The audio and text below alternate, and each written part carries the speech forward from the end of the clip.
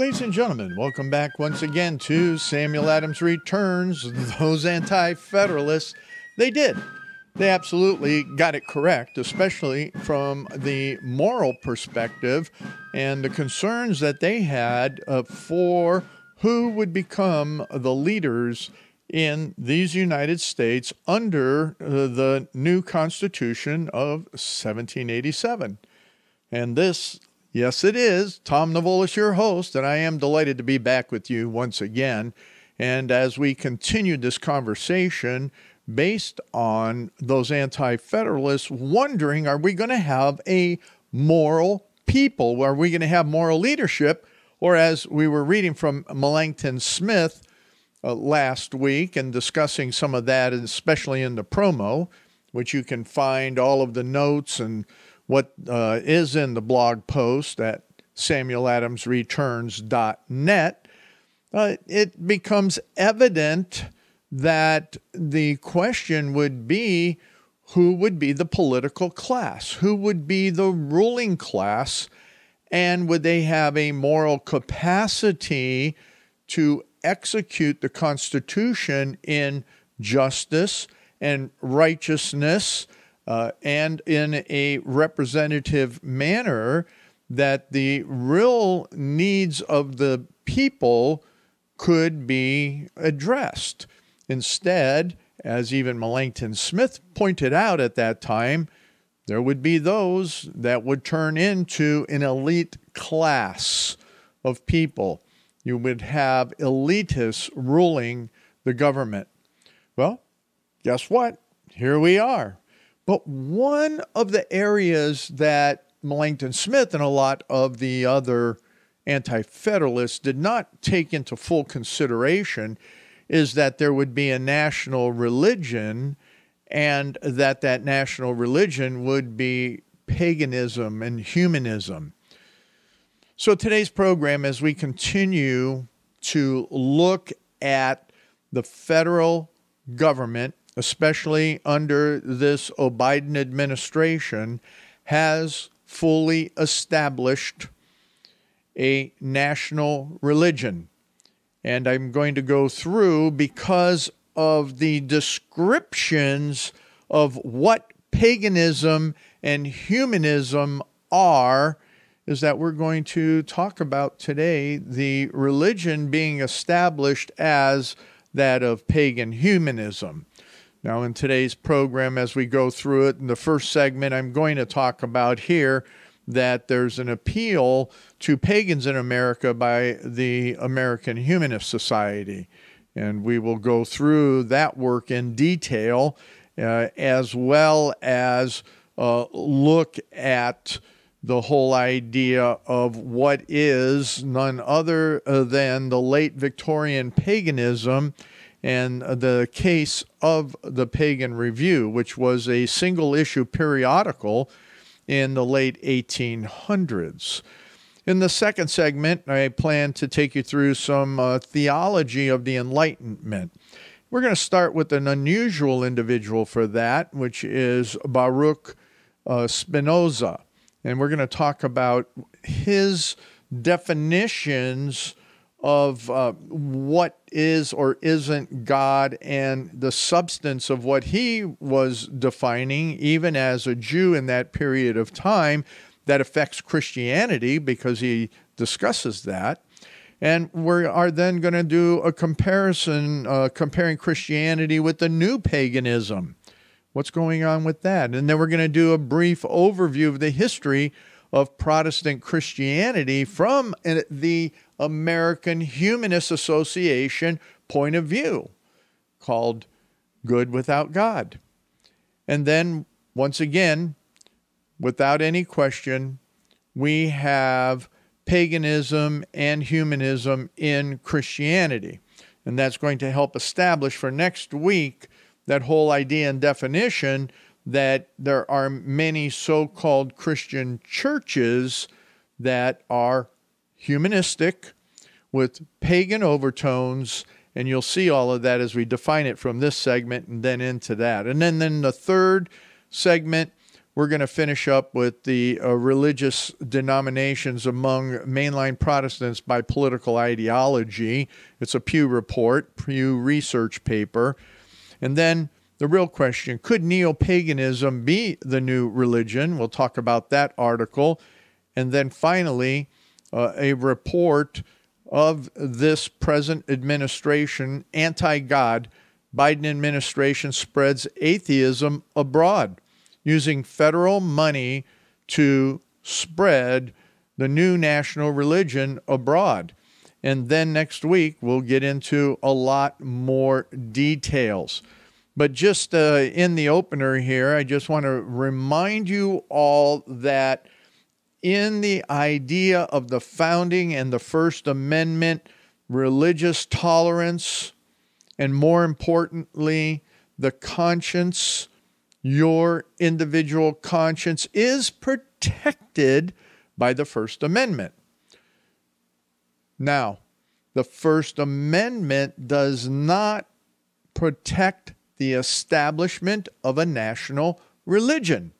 And that's my point, and that's what I want to continue to drive home with you. And as we go through that, we will continue to look at all of these areas in the limited time that we have, and then bring them to bear next week in finalizing where the money is going from the federal government, maybe even some of the state governments, into supporting the national religion, which is a violation of the First Amendment Establishment Clause. But let's get to this article real quick because we only have a number of minutes. This article that is there in your notes is an appeal from the American Humanist Society for the pagans in America to join with them on their common ground. Now, what we're going to go through is I'm going to quickly, it says that the idea of paganism and pagans was broadly defined by anybody involved in any religious act, practice, or ceremony, which was not Christian, Jews, and Muslim. And it also referred to the terms of anyone outside their religion. So some people define paganism as a religion outside of Christianity, Judaism, Hinduism, Islam, and Buddhism. Others simply define it as being without a religion. So paganism, however, often is not identified as a traditional religion per se because it does not have any official doctrine. However, it has some common characteristics within its variety of traditions. One of the common beliefs is a divine presence in nature and a reverence for the natural order of life. When we get into this, and I guess from a legal perspective, these are the principles that are being laid out that identify it in a common belief system. Now, we can go through all the different respects in that paganism usually has a polytheistic belief, many gods, but only one, which represents the chief god and supreme godhead, is chosen to worship. We go through that in the Renaissance, and these are important facts, is that in the Renaissance, in the 1500s, it was reintroduced, the ancient Greek concept of paganism. Then, during the period of the Reformation, however, it was a temporary halt to pagan thinking. The Greek and Roman classics, with their focus on paganism, were accepted again during the Enlightenment. And I don't know that we're going to get to that other article that I wanted to talk to you about because we only have 5 minutes left. So paganism experienced another rise, and that's why this article in your notes is very important, in the 1800s and 1900s, when modern forms of Buddhism and Hinduism were growing in popularity. Critical to understand. So it became important again in the ancient civilizations through the 17th through the 19th centuries. and that included revivals of the Druids and so on.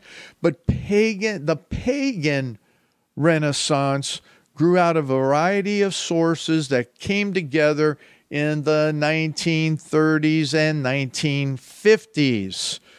Paganism today is a movement that consists of many different perspectives. Most American pagan religions have practiced a blend of different traditions, such as the Celtic, Greco-Roman, Native American, ancient Egyptian, and Norse. Just think about that when you look at all the different video games that are out there for kids. It is a tie-in of all these ancient religions. Pagan traditions draw from ancient beliefs as well as from modern beliefs formed in the last century, 20th century. For example, paganism found an ally in ecological and feminist movements of the 60s and 70s. Very important. Pagan philosophies appeal to many eco-activists who also saw nature as sacred and recognized the great goddess as Mother Nature. Then this article goes into the basic beliefs. The basic belief of paganism, and this is important because it ties in with humanism, is a responsibility of beliefs. The most basic tenet of paganism is that it is your own responsibility, not the responsibility of any government, institution, church, or other people, to choose what you believe and regard spiritually, values, ethics, the nature of divinity. Everything is sacred. Most pagan religions believe that everything in the universe is sacred. But the definition and level of sacredness applied to an object will generally vary from one pagan to another. Freedom to choose your deity. You choose it. The scope of consciousness. This is important. Many traditional pagans believe that consciousness extends far beyond the restraints of human form and physical existence. All life forms contain some level of consciousness, from the smallest insect to the giant redwood trees. So this survives death and exists simultaneously or on multiple levels. That's why you have so many people that are working on the transhuman ideas, because they're pagans that believe this, that paganism is some umbrella term that covers all these different spiritual paths. So let's bring it down to a nutshell in what the pagans believe, the contemporary pagan, all right? And here it is in this outline, is that multiple paths of divine existence as symbolized by many gods and goddesses. Respect and love of Mother Earth essentially as a living being. Physical world and an emanation of the divine is good and enjoyed by all living beings in love and harmony. Ethics and morality are based on avoidance of harm to other beings, including the earth, because remember, they see it as a living being. Human interdependence implies a need for community cooperation. A strong commitment to personal and planetary growth, evolution, and balance are vital. One's lifestyle must be consistent with one's belief. We don't see that with all the anarchists and that. A minimum of dogma and maximum of individual responsibility in all things are goals to strive for. Now, there's a whole number of level of these principles that are there. And in the last half minute, love for the kinship with nature.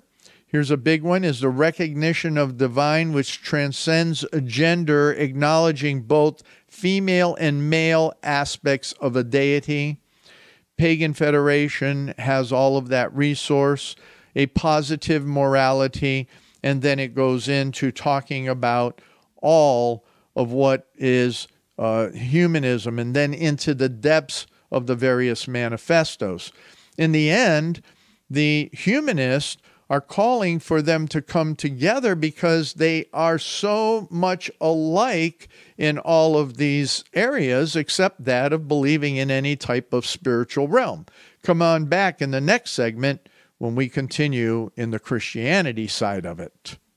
Ladies and gentlemen, welcome back to this second segment of Samuel Adams Returns Those Anti-Federalists. They got it right. This is Tom Navolis, your host. And as we were concluding in the last segment, we were talking about that which was happening with the merger, if you will, of paganism and the humanist. So what I wanted to conclude with in this, before we get to the actually the incorporation of humanism and paganism into the various churches that call themselves Christian, is what is humanism from the humanist definition is that it so is with modern humanism. One finds a life stance, or this is important because this is what we talk about a lot, a worldview that is in tune with the modern knowledge, is inspiring, socially conscious, and personally meaningful. It is not only the thinking person's outlook, but that of the feeling person as well.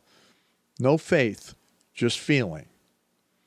For it has inspired the arts as much as it has the science, philanthropy, as much as critique. And even in critique, it is tolerant, defending the rights of all people to choose other ways, to speak and to write freely, to live their lives according to their own lights. So the choice is yours. Are you a humanist? You needn't answer yes or no, for it isn't an either-or proposition. Humanism is yours to adopt or simply draw from. You may take a little or a lot, sip from the cup, or drink it to the dregs. It's up to you. I'll let you draw your own conclusions on all of that, but the bottom line is there's no faith involved in there. There's nothing that deals with the salvation of a person. It's all about who you think you are, whereas you become your own God. And unfortunately, there's much that has happened to establish that, and we'll start with Spinoza. Spinoza was a 17th century Dutch philosopher, and he tried to reinvent religion. He moved away from something that was based, as they say, superstition. It was based on that and ideas of direct divine intervention to being a discipline that was far more impersonal, quasi-scientific, and also at times serenely consoling. So he was from that Amsterdam area in 1632. He was part of a thriving Jewish community. He was ultimately excommunicated from his Jewish community for his beliefs. And this is very, very interesting. Now, what he did is he wrote a book that is entitled Ethics. It's entirely in Latin, and it was published in 1677. In this, Spinoza directly challenged all the tenets of Judaism and organized religion in general. So here's the outline of it that is part of that establishment of humanism. Even during that transition from in the Reformation period, the middle of it, into then, as we're looking at that Enlightenment period in the late 1700s. So here's his first point. God is not a person who stands outside of nature. Well, Calvinism believes that God is in everything. He is over everything. But here Spinoza continues, there is no one to hear our prayers, or to create miracles, or to punish us for misdeeds. There is no afterlife. Boy, I bet he woke up one day. Man is not God's chosen creature. Huge shift and paganism like. In fact, humanism in totality. The Bible was only written by ordinary people. Another point he has, God is not a craftsman or an architect, nor is he a king or a military strategist who calls for believers to take up the holy sword. God does not see anything, nor does he expect anything. He does not judge. He does not even reward the virtuous person with a life after death. Every representation of God as a person is a projection of the imagination. Well, he really didn't understand his Old Testament, that's for sure. And obviously, he did not understand the truths of the new covenant in Jesus. He continues with, everything in the traditional liturgical calendar is pure superstition and mumbo-jumbo. However, despite all of this, he did not declare himself an atheist. He insisted that he remained a staunch defender of God. Interesting. What God? Whose God? So God plays an absolute central role in all these ethics, and that is one of the establishments as how humanism and all of the other thinkers that came into play during that period of time. Now, the next I want to drive into and take a quick dive into is what is Christian humanism. Great article in all places of Wikipedia, and defines that the Christian humanism regards humanist principles like universal human dignity, individual freedom, and the importance of happiness, once again, feelings over faith, as essential, and the principal or even exclusive component of the teachings of Jesus. Happiness over faith. That's not what Jesus taught about happiness. He taught about faith. The proponents of the term trace the concept to the Renaissance or patristic period, linking their beliefs to the scholarly movement, also called humanism.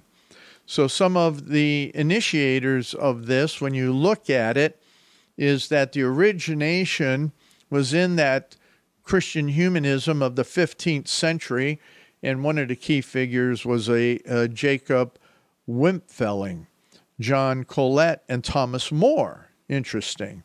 And then as you move into the first half of the 16th century with the emergence of the Renaissance and humanistic intellectual figures like Jacques Lefebvre d'Estaing, and especially Erasmus.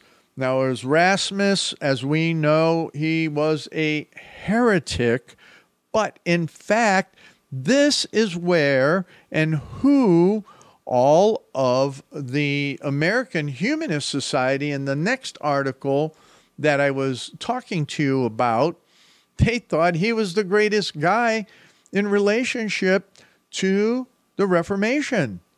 He comes in here, and from the American Humanist Association, they, in this article that I was telling you about, a brief overview of the history of Protestant Christianity, one of the quotes that I have here is that Erasmus also laid the foundation for the Reformation, not only by the translation of the New Testament, but with the spread of his humanistic beliefs.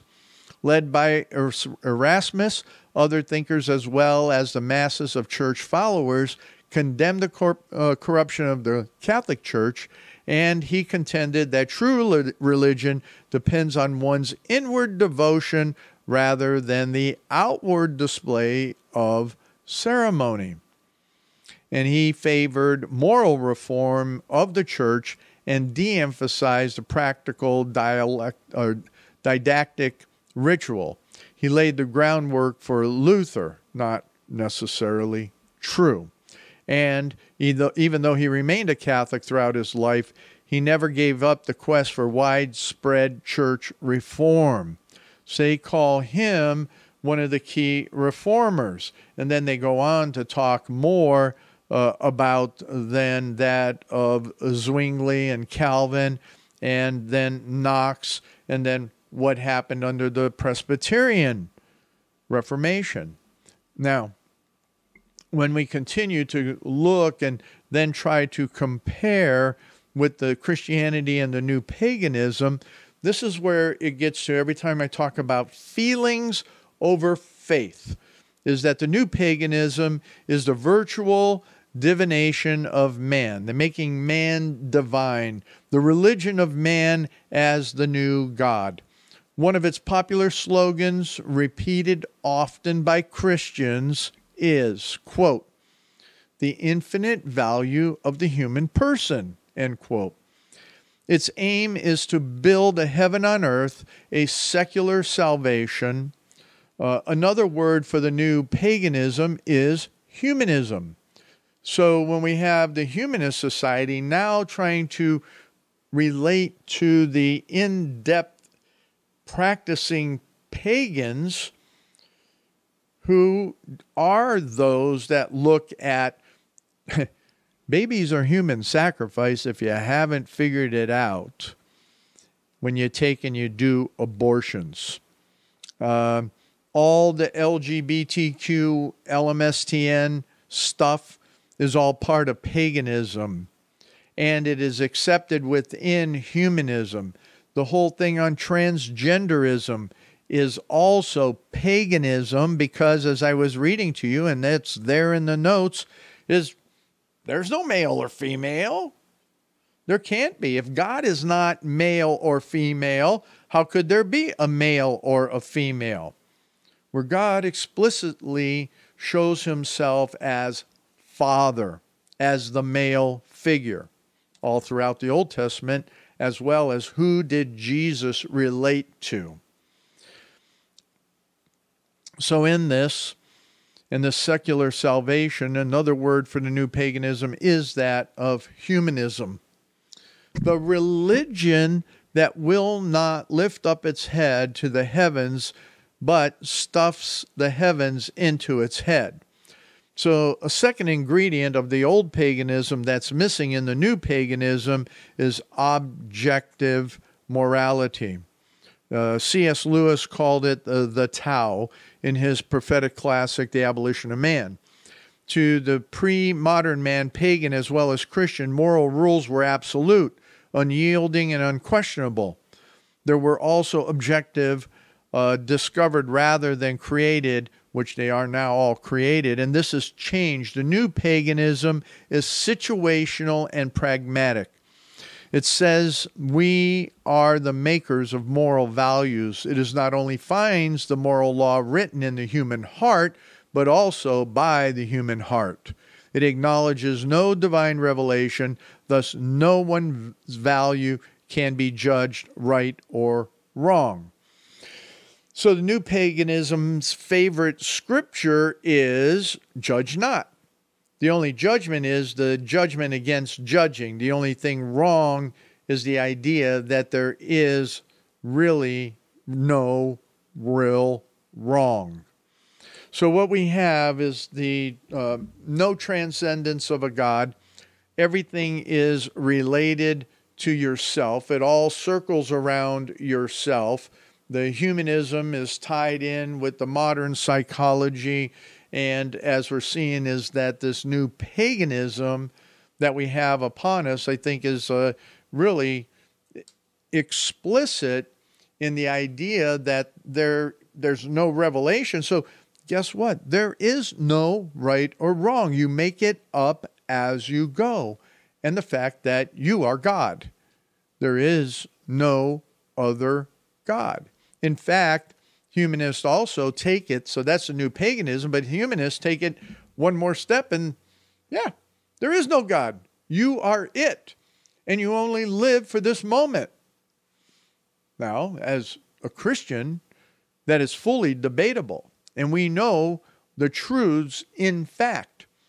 But this is what we're dealing with, and we see this in the universities. We see it in the thought that's brought out in different programming. We see it in the trans movement. We see it in abortion. We see it in the halls of your state house, in every city, county, state, and federal bureaucracy. It's there. It's easy to say, oh, well, that's communism, when in fact what we're dealing with is the national religion. And we're going to come back to it even more when Sam Adams returns in the third and final segment for today's programming. So we'll talk to you in a couple moments. See you then. Ladies and gentlemen, welcome back to this third and final segment of Samuel Adams Returns. Those anti-federalists got it right, and this is Tom Navolis, your host. And I would make an appeal to you, if you find this programming interesting, that you not only go to the website at samueladamsreturns.net to see the references that are there available for each and every program, but additionally, if you would, we would greatly appreciate any contribution that you would be willing to make. Now, to continue with all of this information, I am going to spend a significant amount of time on the Pew Report, and then in the last 5 minutes, we'll talk about the neo-paganism as the new religion of America, and you're going to have to go to the article to get through the detail of it yourself. And I will tell you that there is a report out there right now that is by a former congressman, actually, that is dealing with, and it's recent, it's this past week, with the Biden administration in taking and funding, actually funding, and this report takes and talks about how the Biden administration is funding atheism abroad. They're paying for it. It's amazing. So this was in late June. A Republican lawmaker wrote a letter to the president because of the State Department grant giving $500,000 to organizations committed to the practice and spread of atheism and humanism. Hello, there it is. Namely in South Central Asia and the Middle East and North Africa. So you go to that article yourself. I did that first so that you would go to it. Now, the Pew Report that I'm talking about is titled About the Religious Landscape. It's a study, very deep study. It was initially done in 2007 and then redone in 2014. It covers all 50 states, and it looks at interviews with more than 35,000 Americans from all over the country. And in this research, that's pretty significant. They went through and they are looking at the religious landscape. In this study, it talks about the religions by denomination, family, and so on, so that we have Christians in a general sense makes up about 70.6% of the nation. If you look at evangelicals, is about 25.4%. Mainline Protestants, and they get into the deeper qualification of this in this study, is 14.7%. Historically Black Protestants is 6.5%. Catholics are 20.8%. Mormons 1.6%. Orthodox Christians are 0.5%. Jehovah's Witnesses are 0.8%. And then whatever other Christians are is a 0.4%. Non-Christian faith is 5.9% of the population, or the sampling. Jewish is 1.9%, Muslim 0.9%, Buddhist 0.7%, Hindu 0.7%, other world religions 0.3%, other faiths 1.5%. Unaffiliated religious nuns is 22.8%. Atheist is 3.1%. Agnostics are 4%, and nothing in particular is 15.8%. And the nothings pretty much comprise, and they have a number of different charts in here on what that is. It's by age distribution, as well as then it goes into the generational particulars and what that looks like. gender compositions, as well as racial and ethnic compositions amongst all of those. And they do this with many of the other ones. Immigrant status among nothing in particulars is that it is the third generation or higher or longer is 75% of that population. Very, very interesting. Income distributions, it goes educational distributions, and so on. Just very, very detailed. And here's what is interesting in the belief in God among nothings in particulars, which is a large group. Believe in God absolutely certain is 36%. Believe in God fairly certain is 26%. Believe in God not at all certain, 12%. Believe in God don't know, 1%. Do not believe in God is 20% of that group, or other don't know if they believe in God at all is at 5%. So it becomes very interesting to see what this all means in that larger categories. But in the categories that I'm interested in discussing with you are not just that in the demographics. What I'm interested in, and it's not in what's here in the topics and questions in beliefs and practices, but the social and political views. And to take you through this in particular is political ideology. The political ideology portion of this is interesting because in the whole social and political views, political ideology goes amongst all these different religions. And the chart is there. I'm trying to figure out how to put that chart here in this video as I record the program. But another key area is in protecting the environment on how that is religiously played out and what percentage of people think that we need that are in this that are tied to the environmental movement that have some church connections and even with solid or so-called solid denominational Christianity. One of the largest groups that is answering the question as the views about environmental regulation by religious group, the stricter environmental laws and regulations cost too many jobs and hurt the economy. We have definitely your evangelical Protestants. Stricter environmental laws and regulations are worth the cost. Some of the largest groups on that are, let me see here. Boy, I'm trying to look at that. It doesn't get, are the unaffiliated religious. Same here is that even some Orthodox Christians believe in that, 66%. Muslims as well. This is the stricter environmental laws are worth the cost.